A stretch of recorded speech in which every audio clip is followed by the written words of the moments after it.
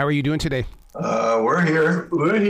Excellent. We just see a still picture of you. Is that what we're supposed to be looking at? Oh, yeah. That picture. I'm a radio guy, man. I'm one of those people that I want to be inside your head. Like musicians. You don't when you release music, you don't get to see who picks up your songs.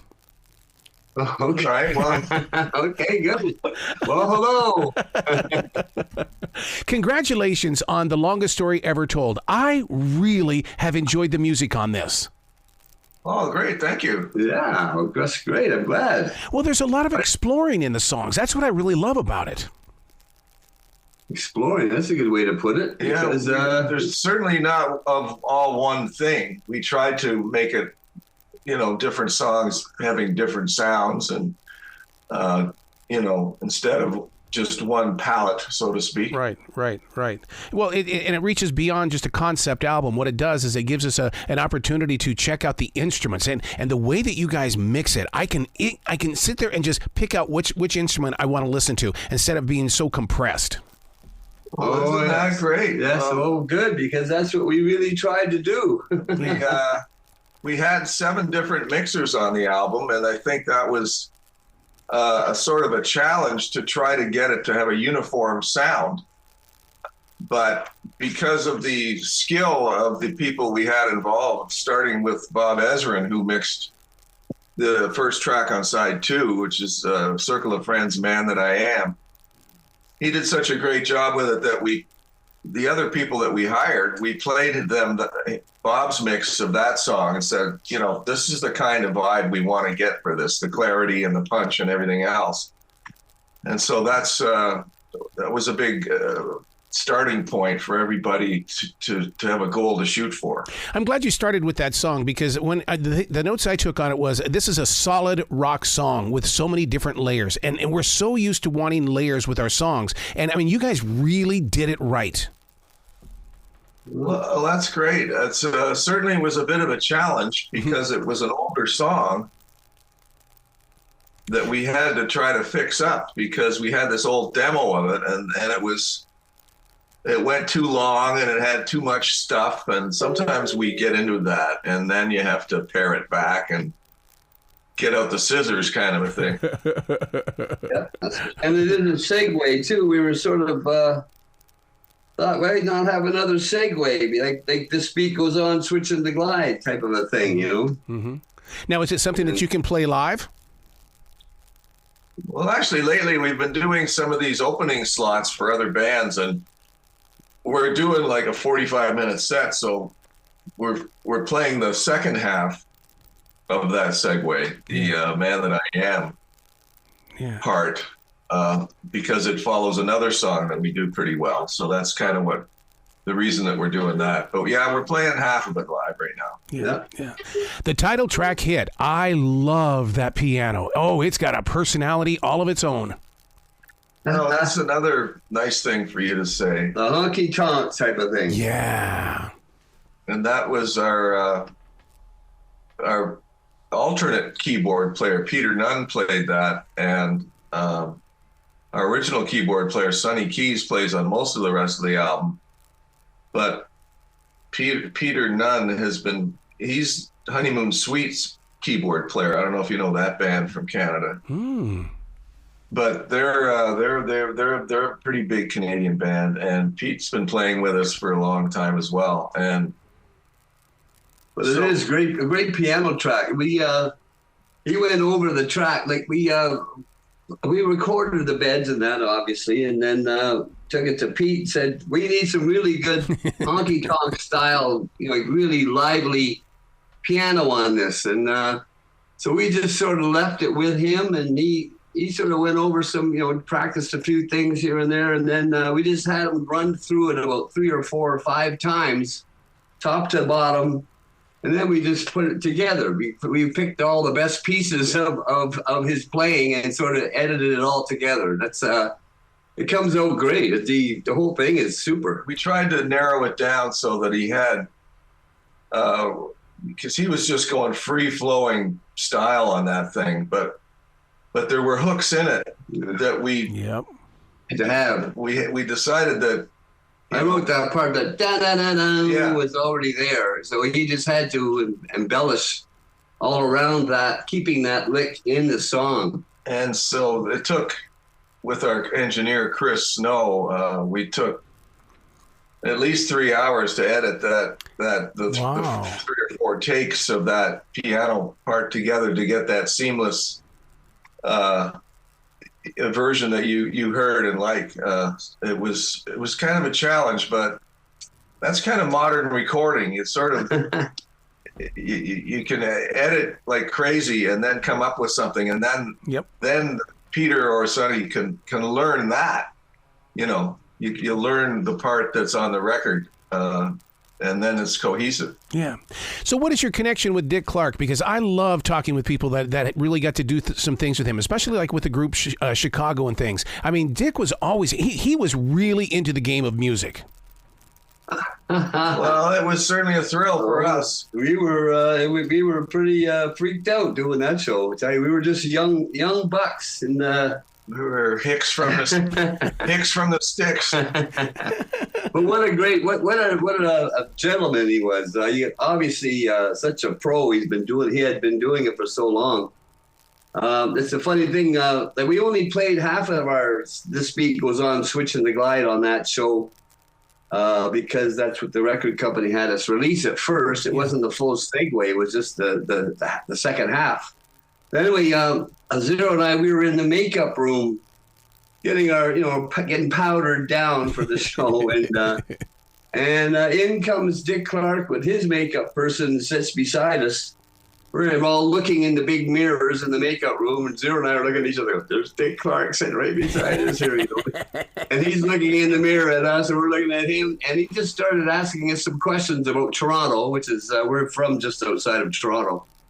And he just asked us some questions about us and who's who and what's what. And turns out in between the 2 songs that we played in our slot on the show, the interview was basically the same questions he asked us in the makeup room. So he had already done like a pre-interview type of thing. Yep. You know, and so you could just tell he just knew exactly what he was doing. And while they haven't released, Dick Clark Productions hasn't put out our segment on YouTube of our performance of Switchin To Glide and Don't Let Me Know, which was going to be the second single. They have released the interview part of us talking with Dick, and so that was all fun to look at as well.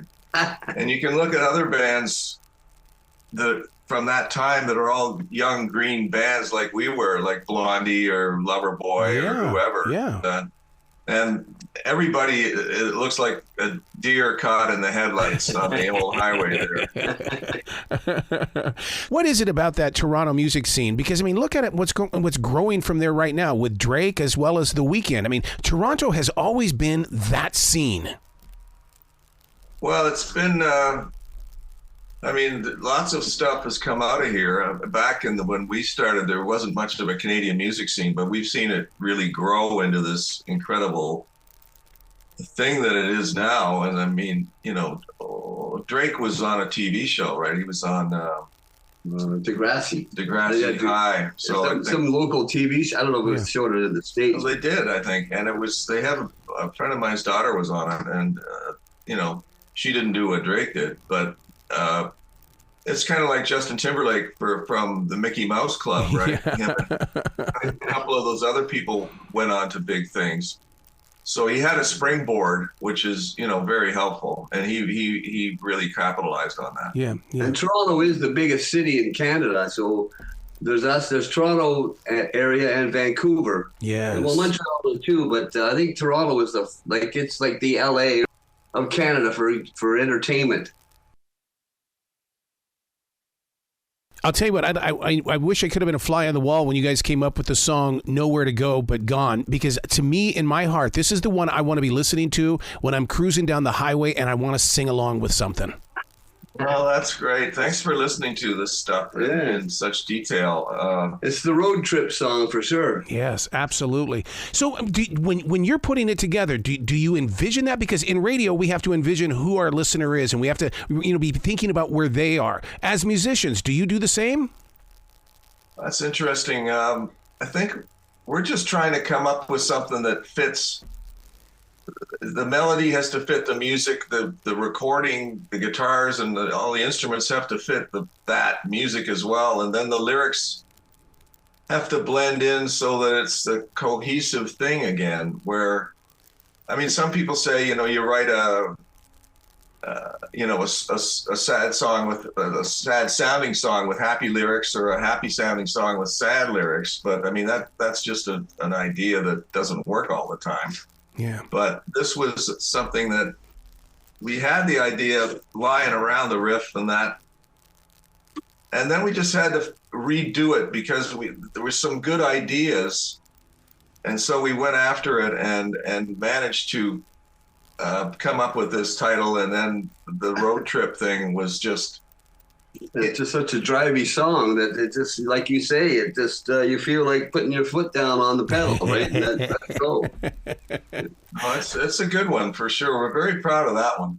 Actually, that is the new single off the album, and we just released a fun video for it too. That's on YouTube. That's awesome. Well, another fun song is "She Don't Fool Around." I'll tell you what, don't be shocked if Huey Lewis doesn't call you up saying, "Hey, can I borrow with this one?" Because oh my God, it's got a great feel to it. Get up here, giddy up. Yeah, that's going to be a single too. That's going to come out on its own as well. We're going to work on a video for that, and that one's been around for a while, but we never recorded it. Wow. And a lot of the stuff on this album, it was all just, we started it just pre-COVID, and we had some older ideas we've been working on, and because of the COVID time period, we got to dial some of the older songs in, not old, but stuff that had been sitting on the shelf for a while. And some of them we played live for a few years, but we had never had Never recorded it with the goal of making an album. So that's what we had to do a few years ago, but just before COVID hit, was come up, okay, are we going to do this? And it's quite an undertaking as an independent band to decide that you want to put together 10 songs on an album. Yeah. Because there's a lot of work involved, and of course spending money on it too. But fortunately now, we did the drums mostly in big traditional studio settings, but the vocals and the guitars and all the instruments were done in the box, as they say, in the computer with Pro Tools. Yeah. And we have a great engineer, Chris, who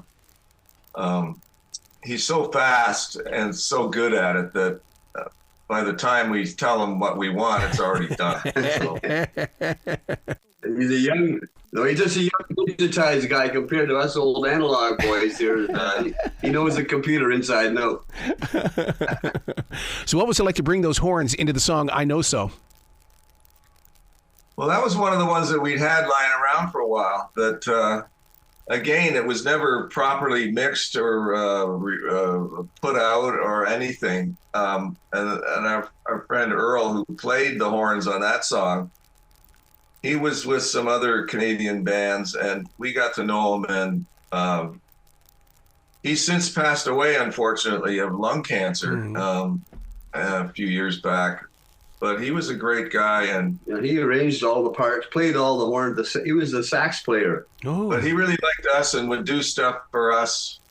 I mean, we didn't have money to pay him what he was worth, but we'd give him a couple $100 or something, and he would arrange those horn parts and play them all and just really nail it. Wonderful guy, and so sad to see him gone. Great looking guy who did great with the ladies. He called himself the Love God. And just a wonderful guy that we all miss. Fun guy, yeah, for sure.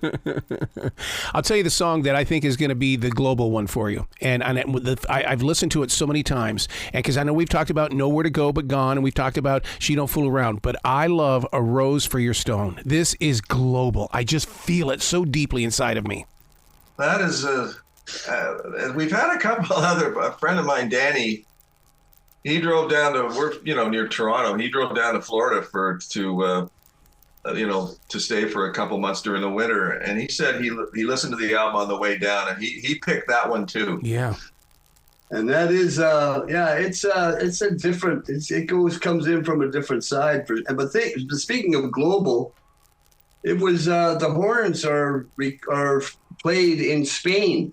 That was the power. The power of the internet was that our keyboard player Sonny, who lives in British Columbia, we had the music together, and we thought it might be neat to have a mariachi horn part in it. And so Sonny came up with the part and played it on his synthesizer, but it sounded too much like a synthesizer. Yeah.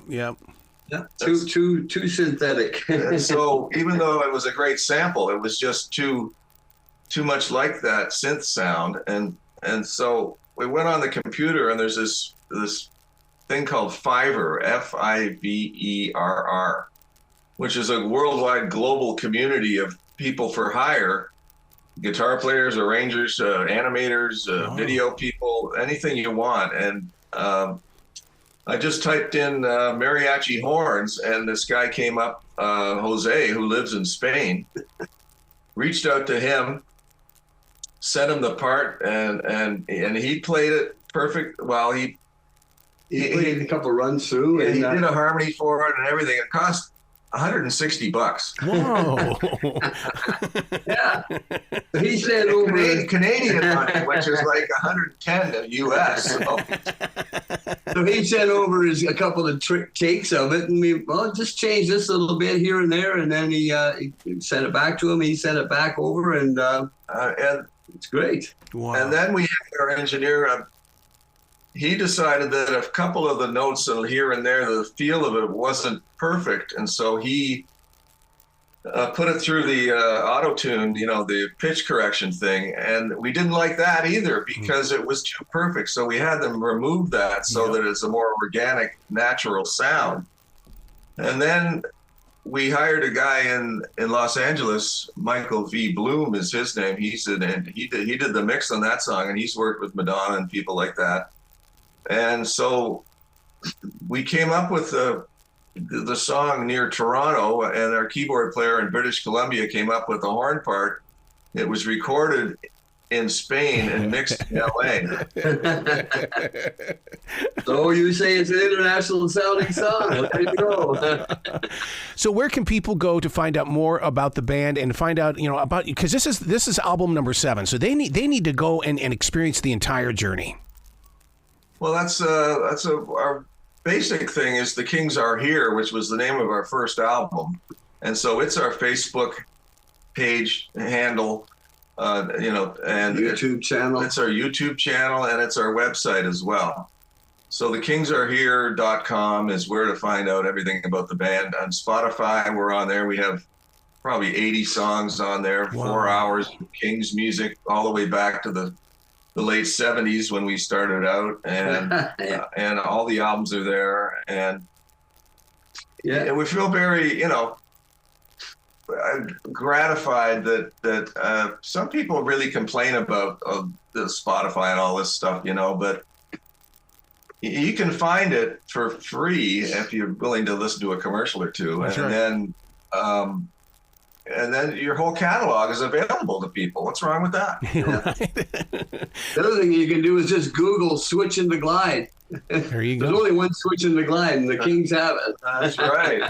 And then the video that we made for Switchin To Glide, This Beat Goes On, is in the next month or so, it's going to hit 5,750,000 plays. That's pretty good. That's pretty good. It is. Well, you guys are going to have to come back to this show anytime in the future. The door is always going to be open for you. Well, thanks, Earl. That's great. Awesome. Excellent. We'll do that. Well, you be brilliant today, okay? Okay. And you too. Thank you. That's a heck of a picture you got there. Yeah, great. Look at that. Thank you. What you don't see in that picture is my Ibanez Flying V that I got when I was 17 years old. Oh, I love that. Oh, really? Well, I see the strap. That's right. Yeah. And so, and I still have that guitar even today. Well, that's a great axe for sure. Cool. Yeah, absolutely.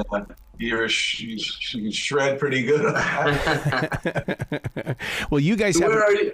I'm sorry? Oh, are you in North Carolina somewhere? I am. I am in Charlotte, North Carolina. Okay, great. Right on. Because we have some fans down there. Apparently, we'll think about that. Anyway, great. Good for you. Well, you guys have a great day today, okay? Thanks, Errol. Appreciate it very much. Bye-bye.